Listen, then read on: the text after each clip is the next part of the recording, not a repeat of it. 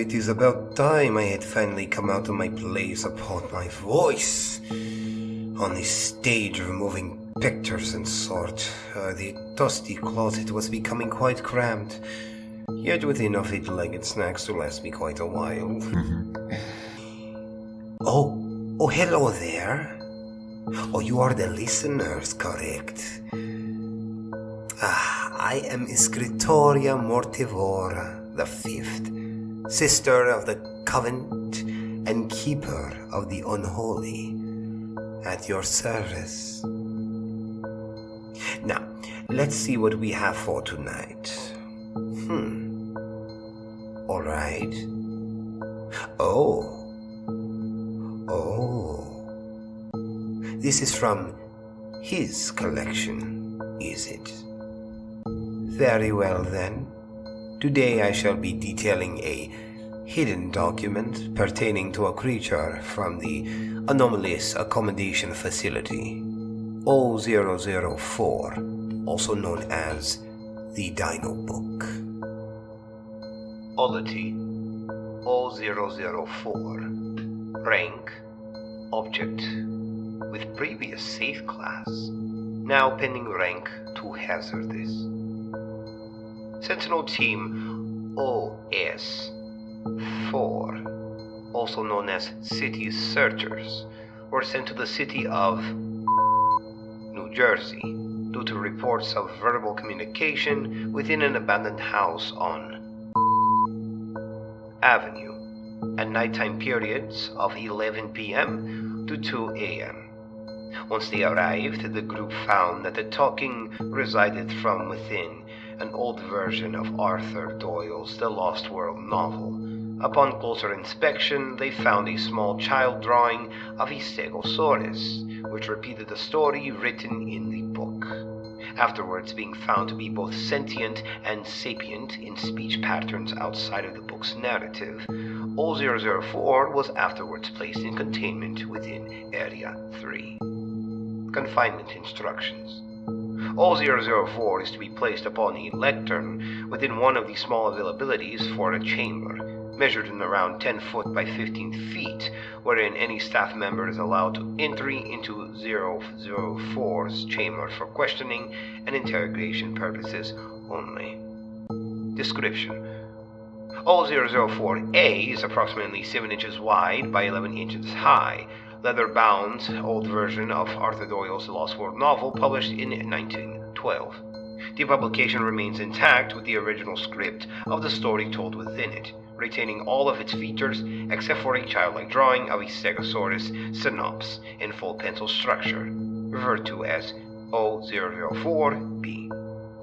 004-B seems to be more active than A, as the latter merely opens without any external force applied to it, while the former, as it withholds some sense of sentience, as its sapient's mindset seems to be that of an intrigued but deceptive creature, speaks in a vocal tone akin to a senior male, seemingly capable of speaking a multitude of languages, the recorded ones being Latin, English, Japanese, Portuguese, Spanish, French, Greek, German, and an additional language that has no global records or translation.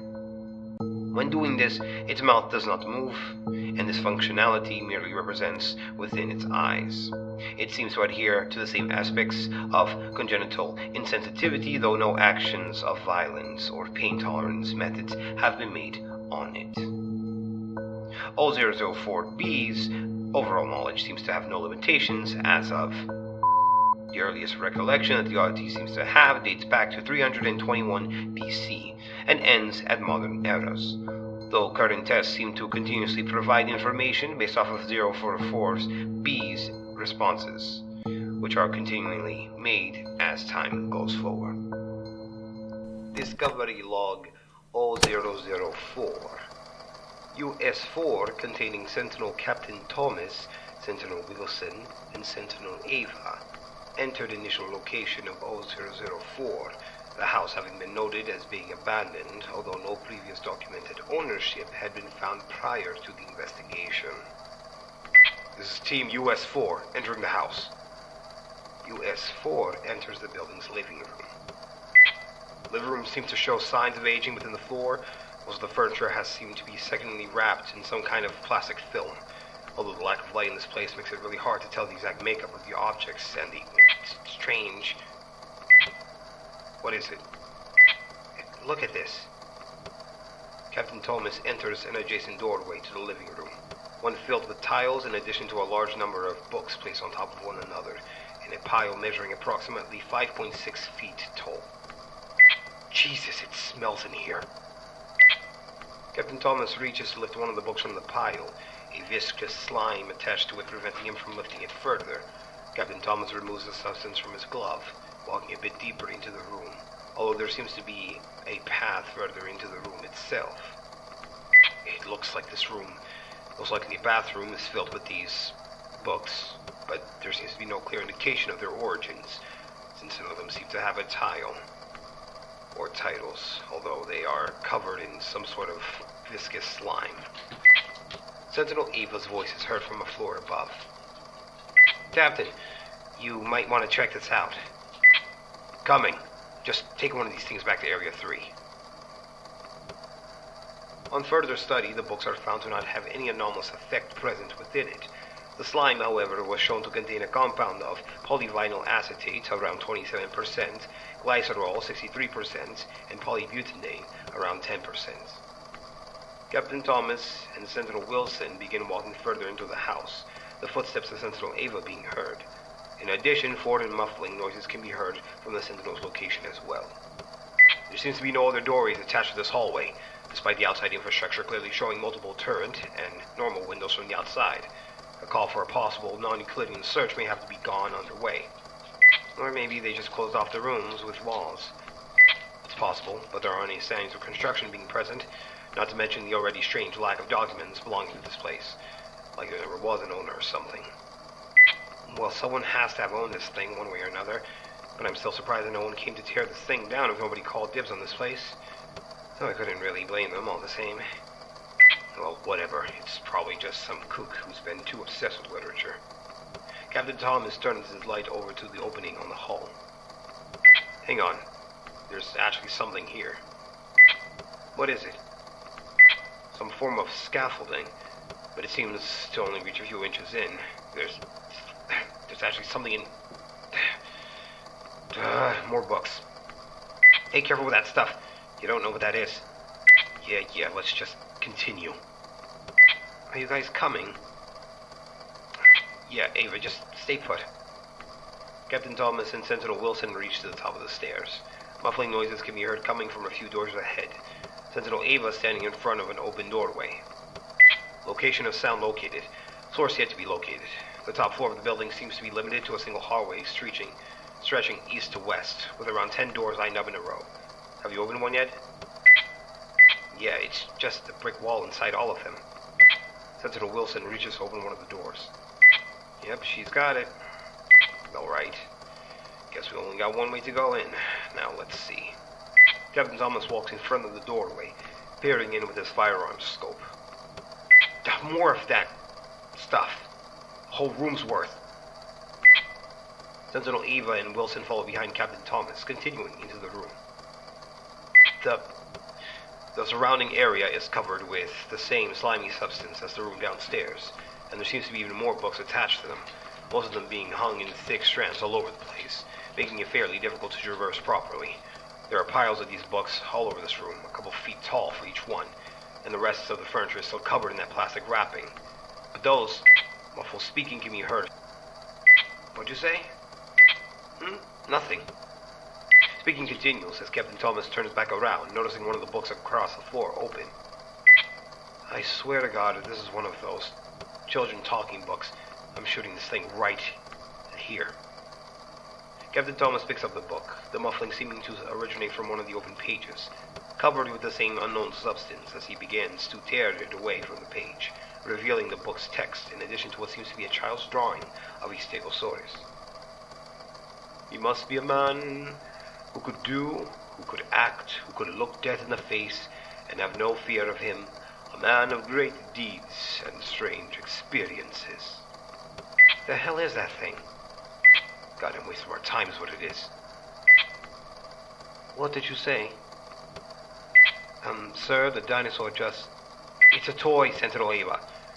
At least this one's a natural shape, not like the others, that it is rather rude to not answer someone's query, my dear visitor.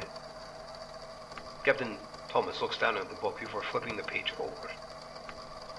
Anyway, let's just report back to Doc before we waste even... Por the amor de Dios, you're truly a brutish individual. The hell? So that's what's been making all that noise. Please cease your annoyance and avoidance of my presence. A talking book. It's not... You know what? Fine. Hey, book. What the hell's with this slime glue stuff? I haven't the slightest clue as to what you're referring to. Well, I'll be damned. Let's just take it back with us, just in case. Fine, whatever. Let's just get the hell out of here. This place feels like it's about to collapse in on itself. Oh, we're going to Area 3, I presume. How did you... I think we need to bring him with us. Now. US 4 leaves the building, returning to Area 3. Interview Log 1. Researcher Dr. Daniel Santiago. Anomaly O-004. Initial day of containment. Dr. Santiago enters O-004's testing chamber. 2 sentinels standing guard outside the chamber itself. A table and chair provided for this interview has been placed in the form of a lectern holding O-004-A, already open to a page in which O-004-B is present. His skin was a red flower pot, red from the sun to the wind. His eyebrows were tufted and overhanging. All right, O-004-B, can you hear me? Oh, hello there. Evening. My name is Dr. Santiago. Do you know where you are? Well, we are currently located in Area 3, within Kansas. Although it has been a while. How did... No, all right then. Where did you hear this location exactly? Well, an old friend of mine has discussed places such as these with me. A few, I believe. Right, okay, and their names would be... I cannot seem to remember. Really now. O-004 begins to burst out into laughter. What's so funny? No, pardon my human nature, but it is quite entertaining how gullible you scientific individuals can be. What exactly do you mean by that? Did you lie just now? Well, of course I did, Doctor. My creator had entrusted me to seal away any unimportant information from you all. Not to mention that, if I'm being completely honest this once, I do not like any of you. You do not like the facility. An individual needs not to be part of a secret society to commit even more atrocious acts than, well, any of you could have ever done, feeding such disgusting beings such innocent things. So you hate all of humanity. Well, I see no reason to, as my dearest creator had believed in equally. Well, your opinion in this case does not matter too much. But if it offers any sort of relief or cooperation, I assure you that lower sentinels are not always harmed by the creatures you believe we keep contained. Doctor, I believe you have it backwards. You disgusting beings are being fed to such horrors, and that truly holds no bounds of lesser disgust from me. Trust me, you aren't the only creature who carries this ideology. But back on task, what are the names of these friends you have mentioned earlier? Oh, individuals older than your ancestors. Ones who truly do not matter to you. How old are we talking? BC eras? Oh, much farther than that. Although I once knew a researcher here, where he shared a similar understanding of the world that my creator and I had. I assume you won't reveal this information with us either. I will, actually. for he was far too much of a coward to finish through with a ritual. Ritual?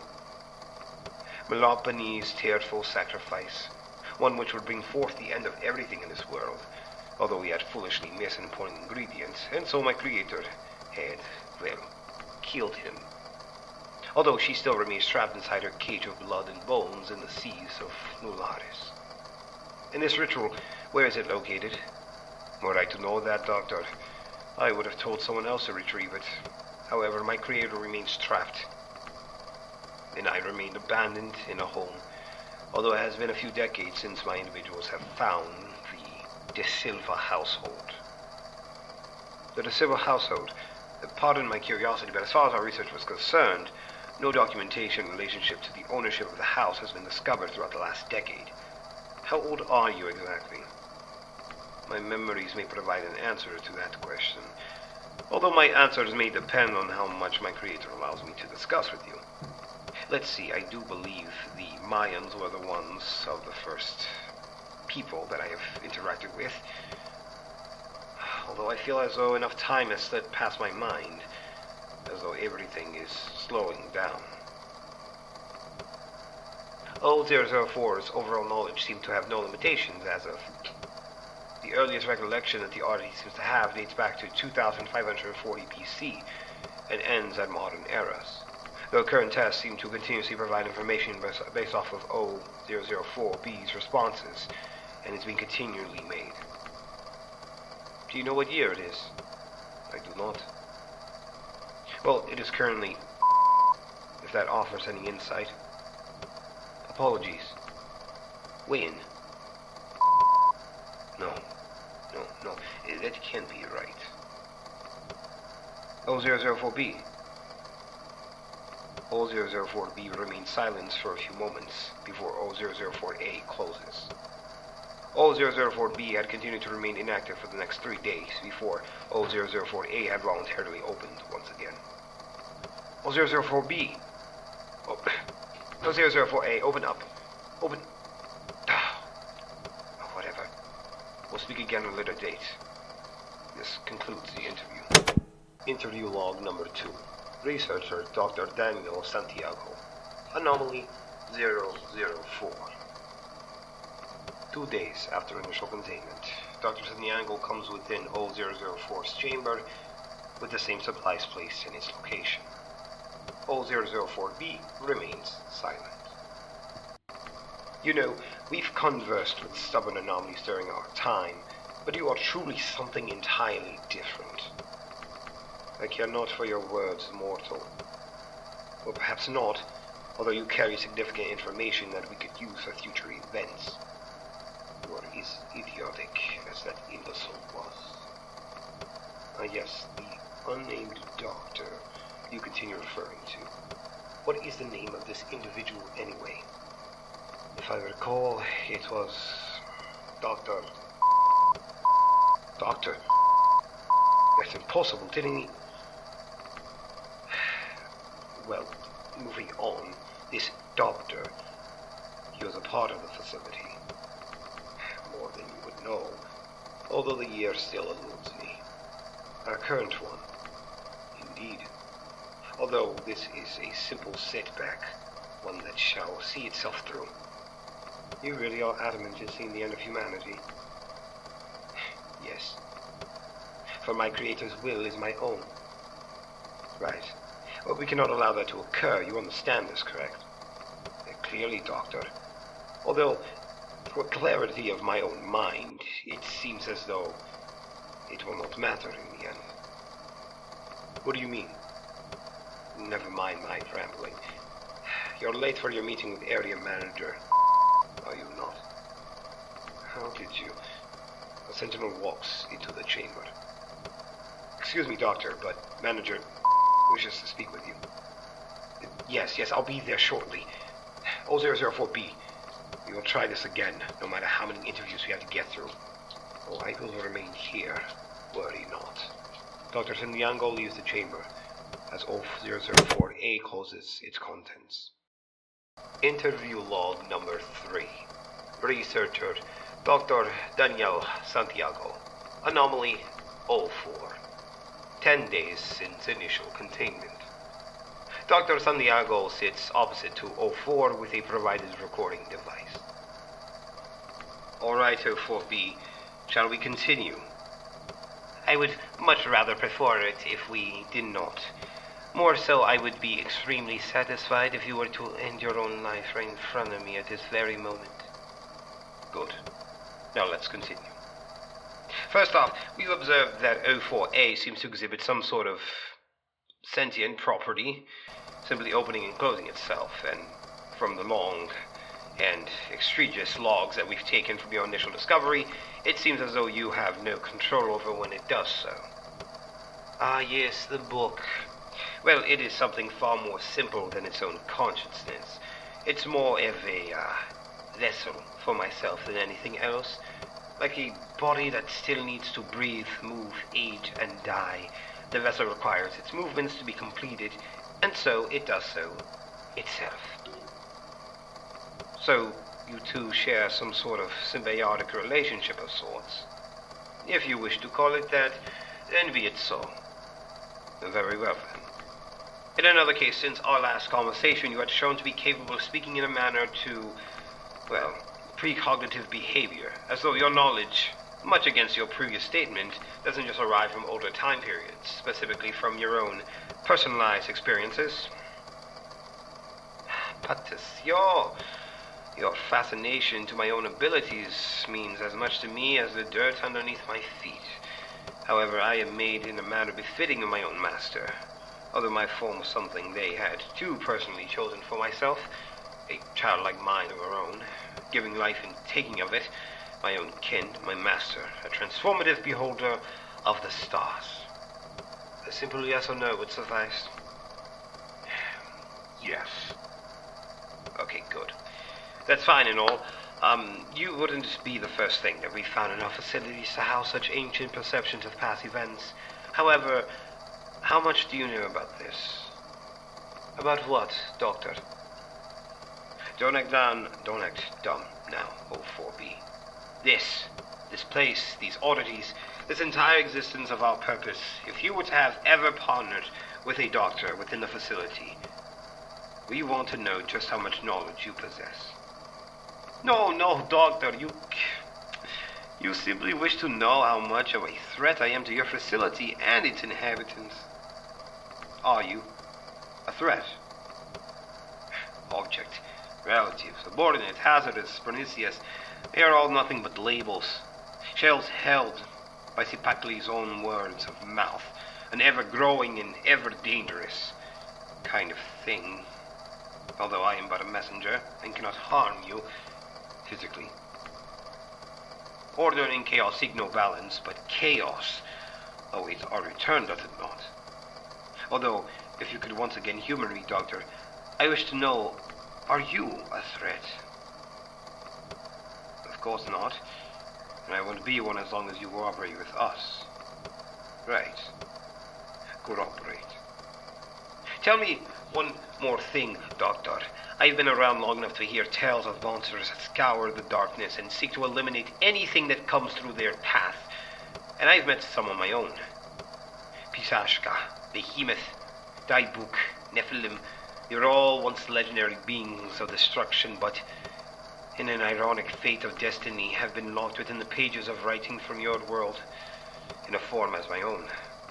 How long does it take for a book to burn, for the chains to be released, and along with them, the aberrations of Benlot Bene?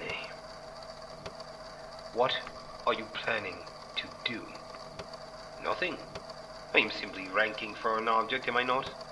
A book with a childless drawing of a dinosaur scribbled within it.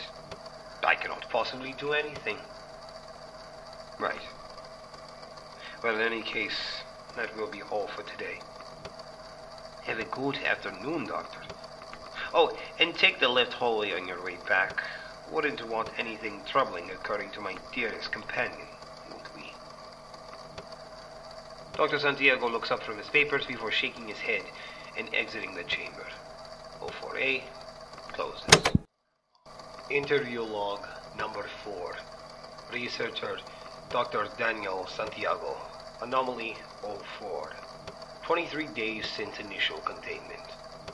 Dr. Santiago runs into O-004's chamber as O-004-A opens itself to reveal O-004-B.